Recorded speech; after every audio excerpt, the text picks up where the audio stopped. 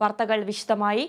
പാകിസ്ഥാനിലെ പെഷവാറിലെ പള്ളിയിലുണ്ടായ ചാവേർ ആക്രമണത്തിന്റെ ഉത്തരവാദിത്വം ഏറ്റെടുത്ത് തെഹ്രീക്കെ താലിബാൻ. സ്ഫോടനത്തിൽ മരിച്ചവരുടെ എണ്ണം 44 കടന്നു. വിശദാംശങ്ങളുമായി അനുഷ ഭരതൻ ചേരുന്നു. അനുഷ, പള്ളിയിലുണ്ടായ ചാവേർ ആക്രമണത്തിന്റെ ഉത്തരവാദിത്വം ഏറ്റെടുത്തിരിക്കുകയാണ് തെഹ്രീക്കെ താലിബാൻ. എന്തൊക്കെയാണ് കൂടുതൽ വിശദാംശങ്ങൾ? ആതിര, ഇന്ന് ഉച്ചയ്ക്ക് 1:30 പള്ളിയിലുണ്ടായ നിസ്കാരത്തിനിടെയാണ് ഒരു ചാവേർ ബോംബാക്രമണം പാകിസ്ഥാനിലെ പെഷവാറിലുണ്ടായത്. ഇതിന്റെ ഉത്തരവാദിത്തം ഇപ്പോൾ പാകിസ്ഥാനിലെ ഭീകര സംഘടനയായ തെഹ്രീക്കെ താലിബാൻ പാകിസ്ഥാൻ അഥവാ TTP ഏറ്റെടുത്തിരിക്കുകയാണ്. ഇതിന് പിന്നിലുള്ള കാരണമായി അവർ പറയുന്നത് TTP നേതാവ് ഉമർ ഖാലിദ് ഖുറൈസാനിയുടെ സഹോദരനെ അഫ്ഗാനിസ്ഥാനിൽ വെച്ച് സുരക്ഷാ സേന വധിച്ചിരുന്നു.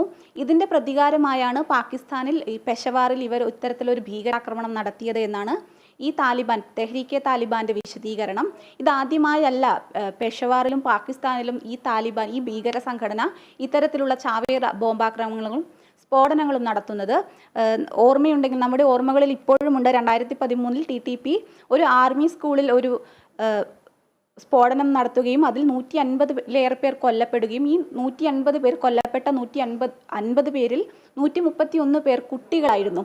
അത്രയും ക്രൂരമായ ഒരു ഭീകര സംഘടനയാണ് ഈ TTP എന്ന് പറയുന്നത്. ഈ TTP ആണ് ഇപ്പോൾ ഈ സ്ഫോടനത്തിന്റെ ഉത്തരവാദിത്തം ഏറ്റെടുത്തിരുന്നത്. പെഷവാറിൽ പള്ളിയിൽ നിസ്കാരം പുരോഗമിച്ചിരിക്കെ മുൻനിരയിലുണ്ടായിരുന്ന ചാവേർ സ്വയം പൊട്ടിത്തെറിക്കുകയായിരുന്നു. പള്ളിയിൽ അന്ന് ഏകദേശം ഉച്ചയ്ക്ക് നിസ്കാരത്തിനായി 260-ലധികം പേർ പങ്കെടുത്തിരുന്നു എന്നാണ് ലഭിക്കുന്ന വിവരം. ഇതിൽ 46 പേർ കൊല്ലപ്പെടുകയും 157-ലേറെ പേർക്ക് പരിക്കേൽക്കുകയും ചെയ്തു. ഇതിൽ 13 പേരുടെ നില വളരെ ഗുരുതരമായി തുടരുകയാണ്. സ്ഫോടനമുണ്ടായതിനു ശേഷം പാകിസ്ഥാൻ പ്രധാനമന്ത്രി ഷെഹ്ബാസ് ഷെരീഫും ആർമി ചീഫ് അസീം മുനീറും പ്രദേശം സന്ദർശിക്കുകയും പ്രദേശത്ത് നിരോധനാജ്ഞ അല്ലെങ്കിൽ അതീവ സുരക്ഷാ മേഖലയായി പ്രഖ്യാപിക്കുകയും ചെയ്തിട്ടുണ്ട്.